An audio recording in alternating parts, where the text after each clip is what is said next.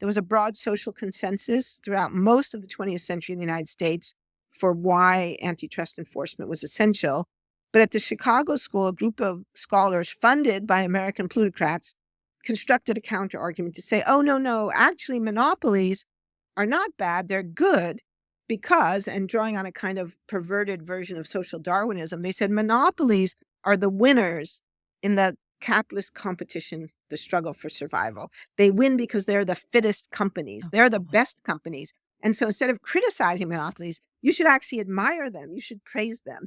And this was so influential that in the book we show, numerous judges actually cite articles written by the Chicago School of Economics making this case to throw out antitrust cases. Hello and welcome to Planet Critical, the podcast for a world in crisis. My name is Rachel Donald. I'm a climate corruption journalist and your host. Every week I interview experts who are battling to save our planet. My guests are scientists, politicians, academics, journalists, and activists. They explain the complexities of the energy, economic, political, and cultural crises we face today, revealing what's really going on and what they think needs to be done. These are the stories of the big picture. Go to planetcritical.com to learn more and subscribe. My guest this week is Naomi Oreskes. Naomi is the Henry Charles Lee Professor of the History of Science and Affiliated Professor of Earth and Planetary Sciences at Harvard University. She's a world-renowned earth scientist, historian, and public speaker, and author of the best-selling books Merchant of Doubt and The Big Myth: How American Business Taught Us to Loathe Government and Love the Free Market. Naomi joins me to give the most incredible whistle-stop overview of why the world is in crisis, economically, politically, and scientifically, explaining why we have to talk about climate change as a political, economic, and ethical problem rather than a scientific problem. She explains the importance of political organisation, tactics that British civilians used to protest the transatlantic slave industry, how networks of corporations, politicians, lobbyists, industries have collaborated to deny the severity of the climate crisis and delay climate action. She explains why a renewable world is so threatening to the powers that be, revealing an angle that could unite the left and the right when confronting this problem. She also explains the history of neoliberalism, how the global world order in which we live today was deliberately misinterpreted by American businessmen in order to unleash the markets that they could then benefit from. I hope you all enjoy the episode. If you do, please share it far and wide. And if you're loving the show, become a patron on Patreon or support Planet Critical with a paid subscription at planetcritical.com. By signing up, you'll get the Planet Critical newsletter inspired by each episode delivered straight to your inbox every week. You'll also have access to the wonderful Planet Critical community who are full of inspiring thoughts, ideas, critiques, and determination. The links are in the description box below. I'm so grateful to everyone who chooses to support the project. I'm a vehement believer in ad-free and open access content, so Planet Critical wouldn't exist without the direct support of the amazing community. Thank you so much to all of you who believe in Planet Critical and keep the project going every week. I'm so delighted to speak with you, Naomi. I'm a huge fan of your work, so thank you very much for making the time to join Planet Critical. You're welcome. Happy to be here. My first question for you is, why is the world in crisis? Well, there's probably a lot of different answers to that question, and depending upon what a person works on and is most concerned about, they might frame it in many different ways. But I think, to me, the most powerful framing is the one that Pope Francis used in his first encyclical on climate change and inequality, where he connected what I see as the two biggest and related crises that we face. The first is climate change, which is the thing I work on specifically. Scientists have been warning for decades that burning fossil fuels puts greenhouse gases in the atmosphere. These change the climate in adverse ways that are difficult to adapt to. And we are now seeing all of the predictions that scientists made back in the 50s, 60s, 70s, and 80s are all coming true. Worsened hurricanes, worsened wildfires, worsened droughts, affecting food supply, damaging communities, killing people, damaging biodiversity. All of these things, all these predictions have come true. People are getting hurt, property is being damaged, biodiversity is at stake. And it's costing huge amounts of money, according to the International Monetary Fund, over $1 trillion every year now in external costs. So this is a crisis of massive proportion, which we are doing very little to fix. Carbon dioxide in the atmosphere is getting worse every single day, and the impacts of climate change are getting accordingly worse. And of course, there's a big social justice component to this problem, which is partly why the Pope became involved in the issue, because it connects directly to inequality. So we also live in a world of tremendous global inequality, both between countries and within wealthy nations. Inequality has always been with us, but it's become much, much worse in the last 40 years, largely due to neoliberal policies that have promoted the concentration of wealth in the hands of very small numbers of people, made it much harder to redistribute wealth in fair ways through minimum wage laws or taxation structures. And so the rich have got colossally richer in the last 40 years, and the rich are colossally consumptive. So there's a direct connection between climate change and consumption, and the ways in which billionaires who fly on private jets or have super yachts or just use lots of energy, and not just billionaires, the wealthy across the globe, the wealthy in India, the wealthy in China, as well as the wealthy in Europe and North America, we use a disproportionate amount of the world's resources, leaving precious little for the rest. And so it's directly related to inequality. It's directly related to injustice. And then there's the particular added, as if that were not enough, many of the worst impacts of climate change will most adversely affect the poor because they have fewer resources with which to protect themselves against things like heat waves or intensified storms. And we're seeing that today, even as we speak, as a Category 9 hurricane is bearing down on Acapulco and parts of Mexico. Thank you for that. That was a phenomenal summary of our situation today. I suppose that where I want to dive in is, you published this great book on climate denial and how the fossil fuel industry sort of created this PR campaign essentially to obfuscate the data and offset responsibility onto consumers and essentially delay when we would have to take action. Your book, The Big Myth, was also about essentially the campaign to make neoliberalism the mot du jour, and how the elites kind of got together to figure out how to sell it to the public through campaigning and also through policies and all these kinds of things. I suppose my question then is, when power seems to have access to so much of the story and the narrative, what is it that we can do? Because we're seeing this now. As you said, scientists have been screaming about this for decades. Activists are screaming about this on the streets every day. Those bloody politicians, they go to COP conferences and they have those conversations, but nothing really seems to be changing. What can we do about it? Well, it's a very difficult question. In many ways, this is a David and Goliath story. I'm influenced here in the work of Marshall Gantz. He has a wonderful book called Why David Sometimes Wins. And it is very difficult, and it's very demoralizing because the powers that be are powerful, they're effective, they have a lot of money. They put millions or hundreds of millions of dollars into their campaigns, their propaganda campaigns, their media campaigns, advertising, public relations, and they've been doing this for a long time. So it's no surprise that many of us have been confused on the issue because they've been trying to confuse us. And it's no surprise that they have held governments hostage because whenever governments move to do something meaningful in the climate space, they threaten. They threaten to, whatever. They lobby, they campaign, they threaten to withhold funds, they threaten to move offshore, whatever it is that they do. So it is very difficult, and one doesn't want to be Pollyannish about it and make it sound as if, just buy an electric car and it'll all be fine, because it's much deeper than that. But this is why we need to talk about the larger political context of climate change, not to talk about climate change as a scientific question, because that was resolved already 30 years ago, but to talk about it as a political, economic, social, and ethical question. And that shifts us into the domain of thinking about political power and how political power can shift. So I'm a scientist by training and a historian of science, but it seems to me very clear that all the available evidence shows us that more science will not solve this problem. We've tried that and it hasn't worked, but more political organization might. And we certainly have seen some gains, gains on the local level, gains on the national level.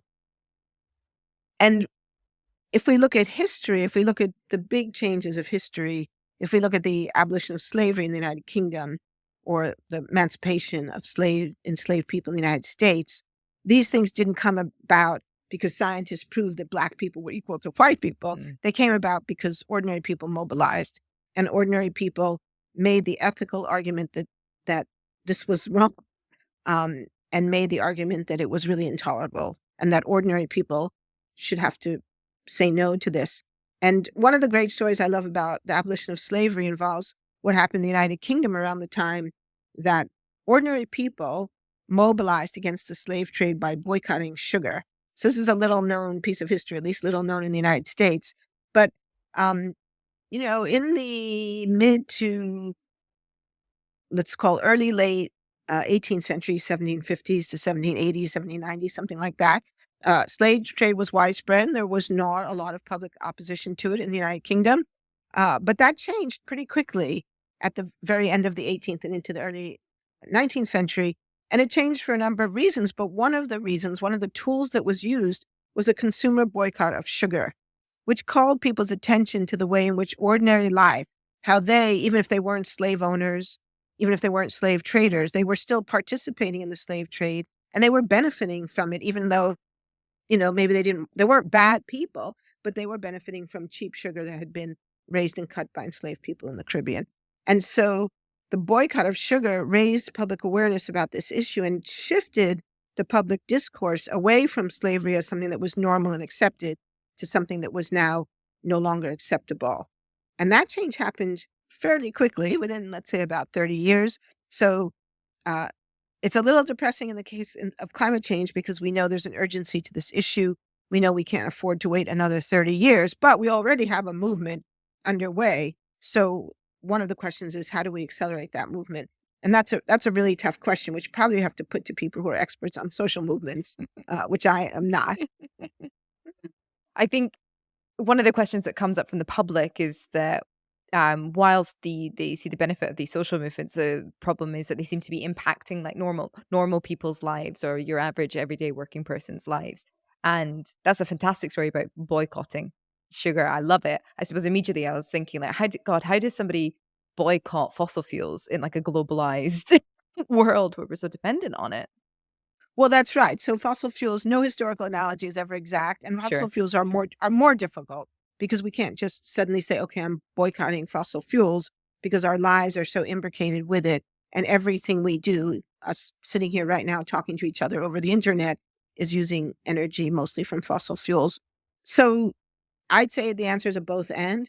There are things we can do in our individual lives. So I'm talking to you from my university, whose energy policies I don't control, although I try to influence them. If we were at home, we would be using the electricity from the photovoltaic panels on my roof. So sometimes there are things you can do as an individual. In my home, the electricity now is almost entirely powered by solar power. That's something that many people can do, not everyone, but many. A tremendous amount of greenhouse gas emissions are associated with animal agriculture. This is something that the American agriculture industry hates it when I talk about or anyone talks about. And we're seeing a lot of disinformation rising in this sphere in the United States. But this is something that people have a lot of control over. We do have choices about what we eat. We don't have to eat meat, or we could eat small amounts of it on special occasions. We don't have to eat large amounts of meat. And that makes a difference in the world, not just to greenhouse gases, but also to soil and water conservation, to the health of agricultural workers. So those are things we can do on an individual level. But then there's the structural piece. I always like to say I can change my light bulbs, but I can't change my electricity grid. Mm-hmm. So for that, we have to be politically organized. And there's really a lot of work that needs to be done to push back against the power of the fossil fuel industry, which I was just reading yesterday about how in California, the utilities, which, live hand in glove with the fossil fuel industry, are pushing to raise the charges that are placed on people who have solar power in their homes to make it more difficult for the consumer to exercise choice. And that, of course, is something we have to push back against. And their consumers have a really good tool, particularly in the United States, because we're on the side of choice. Americans love choice. They love freedom. They think consumers should have the right to decide for themselves. And right now we're seeing the utilities decreasing the amount of consumer choice available to the American people. So that's a real winner from a rhetorical standpoint, and it's also a winner from a climate standpoint. You said earlier that corporations have held governments hostage as well on policies related to economics and energy. But something that is sort of, I think, not spoken about enough is the fact that it's states that produce 90% of the fossil fuels in the world, state-owned corporations. So can you speak as well to this? Because this does seem to be this kind of framing right now at the moment that it's fossil fuels versus potentially well-intentioned governments that don't quite know what to do. But in reality, that's not at all what's going on. Yeah, that's right. That's a great point. And we often do focus, particularly here in the United States, on the privately held company because the U.S., unlike many other countries, doesn't have a national oil industry or a national oil company. But you're absolutely right. Many companies around the world do: France, Norway, Saudi Arabia, Venezuela, Mexico, and huge amounts of oil production come from these state-owned enterprises. And a huge amount of the known reserves of oil, gas, and coal are owned by state-owned enterprises. So these are extremely important. We don't tend to talk about them a lot in the United States because there's a sense that there's not a lot we can do about Saudi Aramco. But if you live in a country that has one of these, then clearly it's an extremely important issue. It should be much higher up politically. Um, and it's also, but there are things we can do. I mean, the reality is countries could place stiff carbon pricing systems that would include border adjustment tariffs, right? So let's say your country passes a carbon price, but oil is coming in from Saudi Arabia or Venezuela or Mexico, wherever, Norway. You could have what's known as a border adjustment, a tax on oil coming in from other countries that don't have carbon pricing systems. That's something that was almost impossible to talk about 20 years ago. I remember I was in Norway about, 15 or 20 years ago. I gave an interview where I said, well, I may really get creamed for saying this, but, we could have carbon pricing with border adjustments. And, it was a small Norwegian newspaper, so they published it and nobody got too mad. But now people are talking about that again, which I think is a good sign that the neoliberal intellectual lock that has made it very difficult to talk about things like tariffs and border adjustments and higher taxes, that lock is breaking, and people are beginning to see now that unless we have the conversation about those kinds of tools, we're really in big trouble. And the other piece of it, of course, is subsidies. And this is almost universal, right? We know that virtually every country in the world that has an oil and gas industry subsidizes it, sometimes extremely extensively. And countries have done this because they've seen it as being in their interest to subsidize their own domestic oil and gas production. But of course, it's grossly not in the interest of anyone who's the subject of climate change, which is all nearly 8 billion people on this planet. So how do we fix that? Well, lots of people have spoken out against subsidies. Even the World Bank and the IMF agree that these subsidies are bad, that they're perverse incentives. We know they're bad. How do we fix them? How do we change that? I don't know. There you're going to need to invite a smart environmental economist on this program.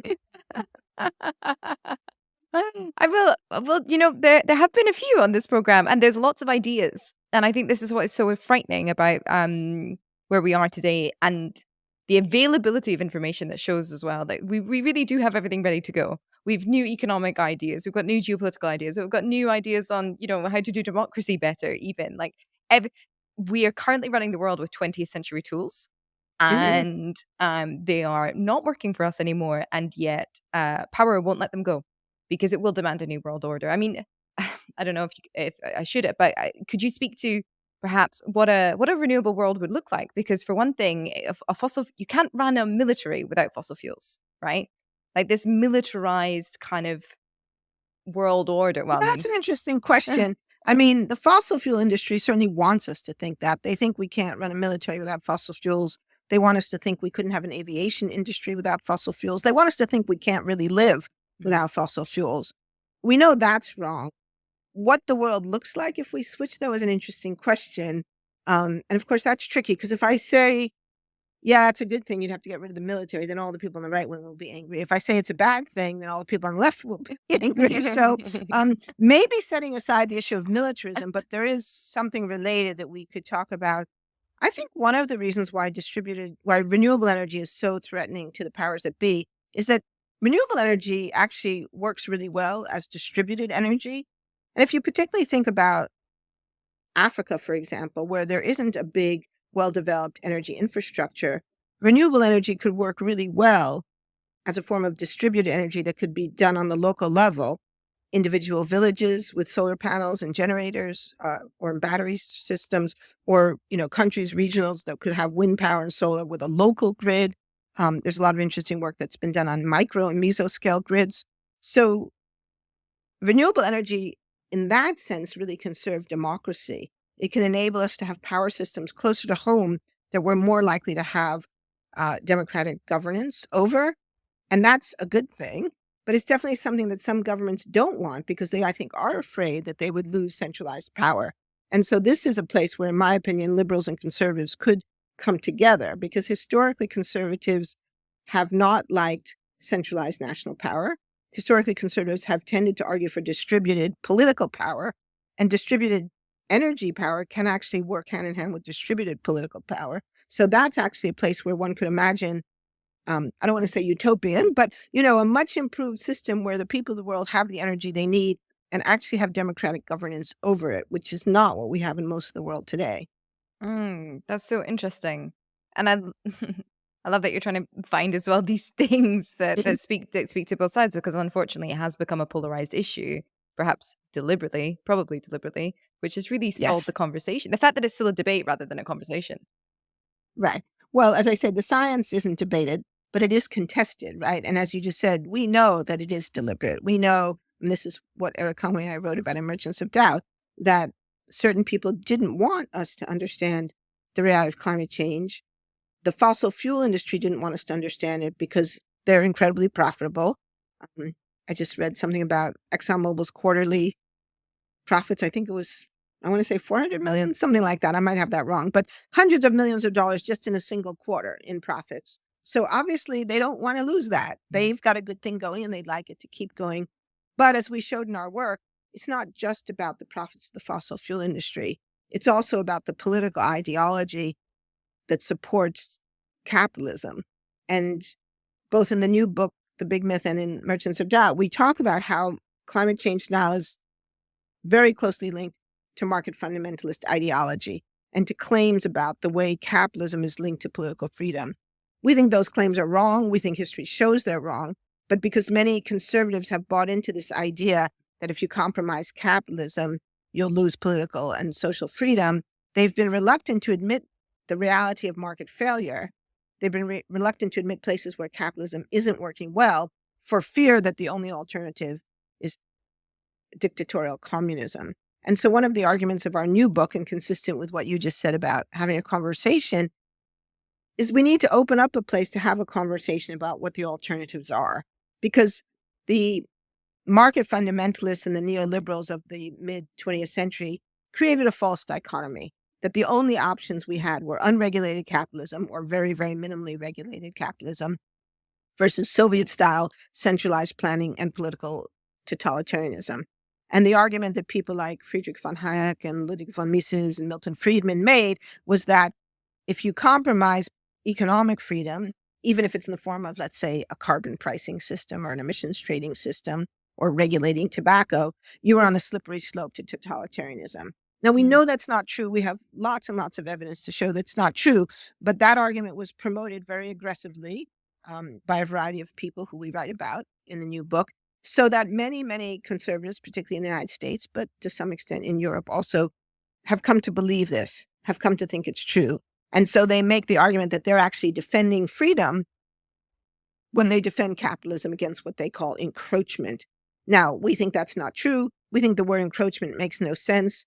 We think history shows governments have always been involved in markets since the beginning of time. You can find discussions of the rules for the marketplace in the Bible. Markets predate capitalism, so you can have markets without capitalism. You can have different kinds of markets. You can have markets that run in different kinds of ways.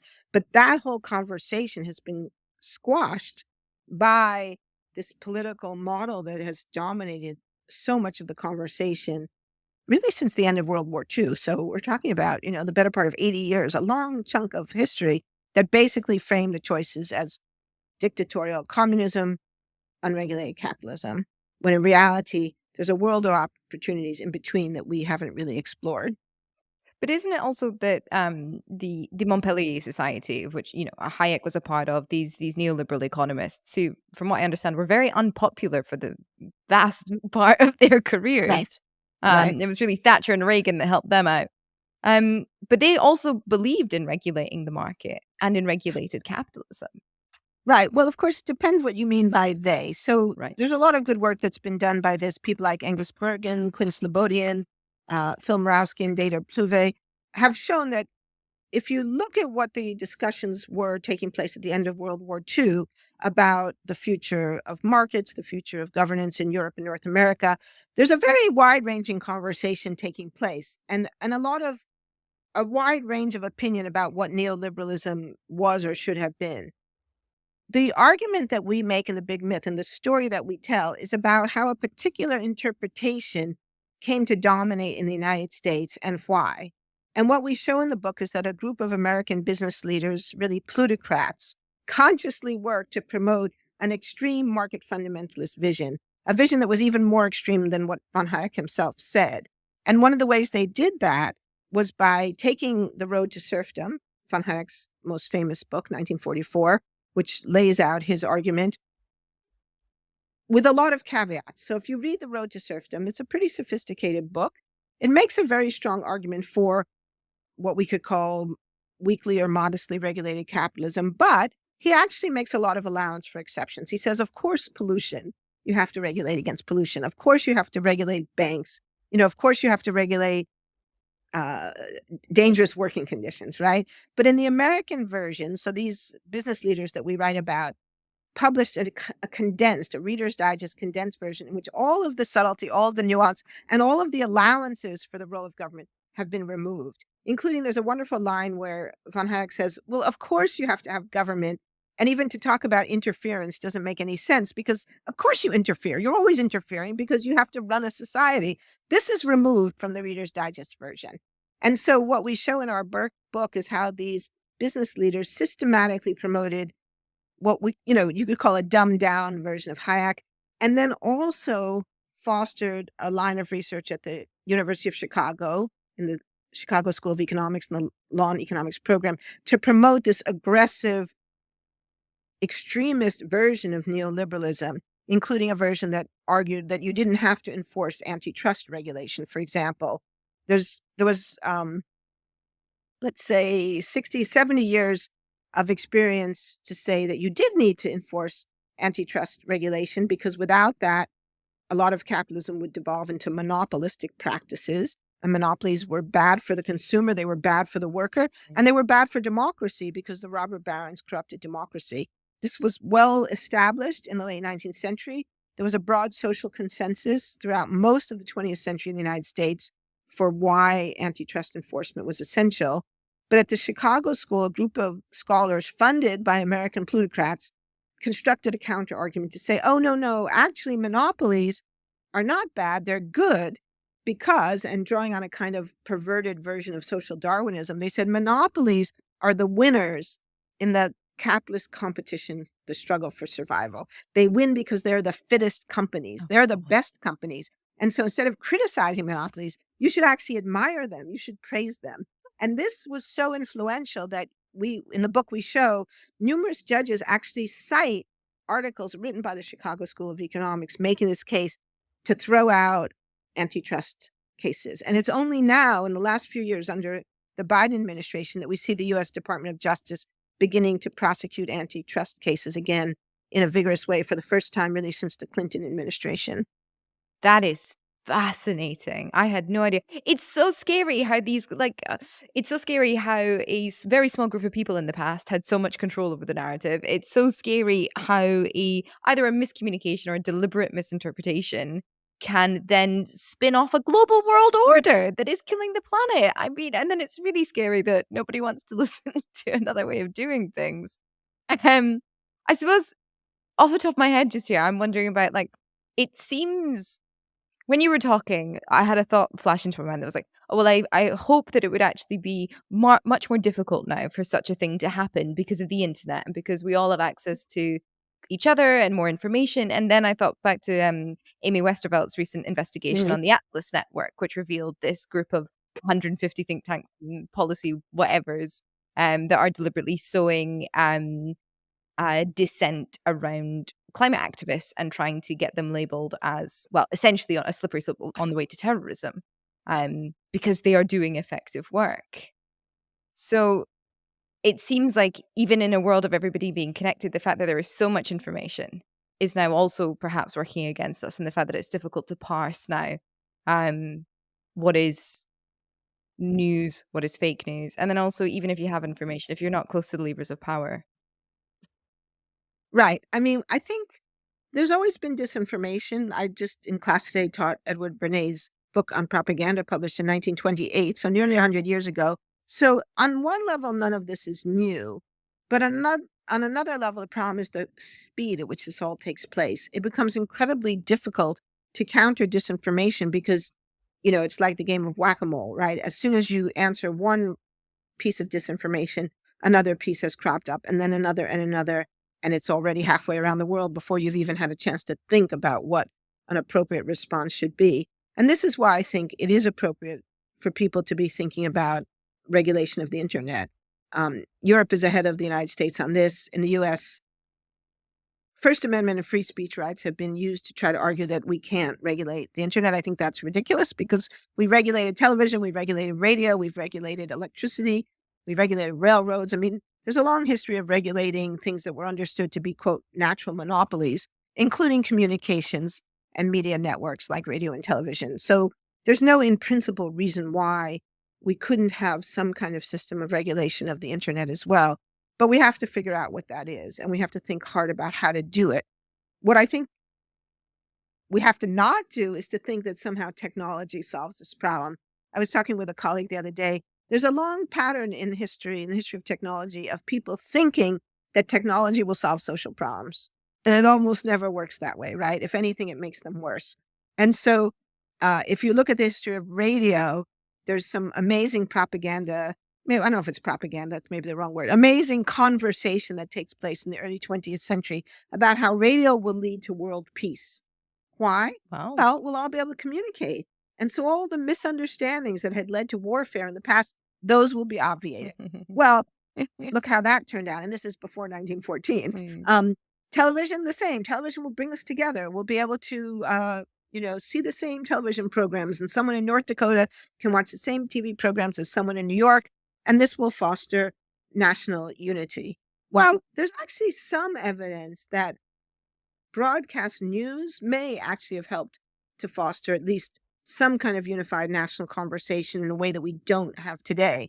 But did it solve the divides between the Democrats and Republicans? Yeah, I don't think any historian of the media would make that claim. And then the internet.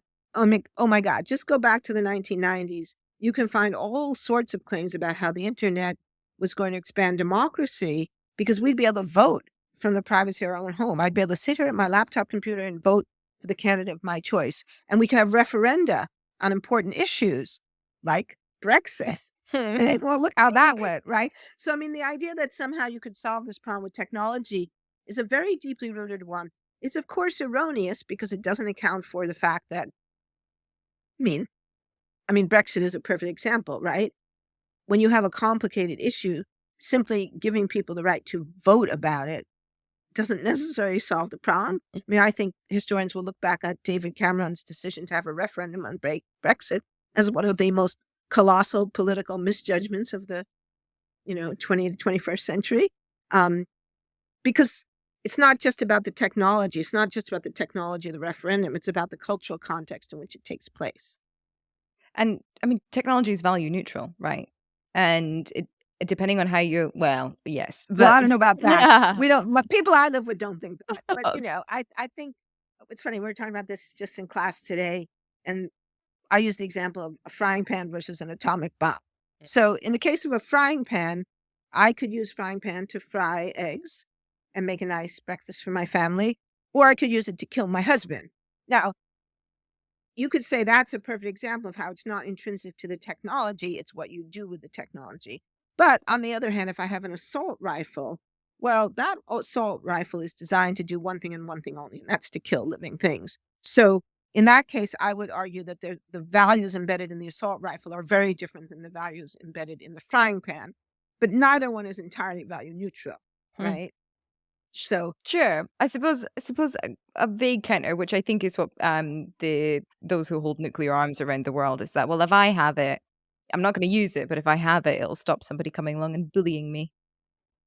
well, of course, and this is where, technology sometimes breeds its own demand, right? I mean, before 1939, there was no demand for nuclear weapons. But once physicists realized that it was possible, then an argument developed that it was necessary. And then once the United States had the bomb, then of course the Soviet Union felt it had to have the bomb too. And then it goes from there, right? And so now everyone, I shouldn't say everyone, many countries have nuclear weapons. Many countries feel it's essential to the security. They all say they'll never use them. And to this day, the United States is the only country that's used a nuclear weapon in conflict. But even there, I mean, the United States has never apologized for using nuclear weapons against innocent civilians with no plausible military target in Hiroshima and Nagasaki in 1945. We present ourselves as the good guys. We were fighting for peace. The Axis was bad. The Allies were good. Therefore, what we did was good. But the reality is that we killed 200,000 innocent civilians for no plausible military purpose. It's like that advice that lawyers will give you if you've done something, but you want to try and maybe get off with it. Don't apologize. Right, which is probably the worst advice that anybody could give in the rest of life. I mean, maybe in a court of law, there's a logic to that. But I mean, really, for most of life, the opposite should be the case. We all make mistakes. And I say this all the time. And this is how I feel about the fossil fuel industry. I mean, the fossil fuel industry accuses me of demonizing them, blah, blah, blah. I mean, I won't repeat the bad things they say about me, but I'm not demonizing anyone. We all make mistakes. Individuals make mistakes. Institutions make mistakes. Corporations make mistakes. No one could ever ask anyone, any institution, any corporation to be perfect. But what we can reasonably ask is that when you make a mistake and you realize, and particularly when you realize that that mistake is hurting people, that you stop doing it and you don't dig yourself in deeper. And that's what the fossil fuel industry is doing. They continue to refuse to admit that they've made any mistakes, that they've done anything wrong. And they continue on the same path of more fossil fuel exploration, more fossil fuel development, more fossil fuel infrastructure that is locking us into decades more fossil fuel use, which all of the available scientific evidence tells us we can't afford. And there's already been a lot of damage, and there's going to be a lot more damage. And, it's one thing to do something when you don't know that harm will ensue.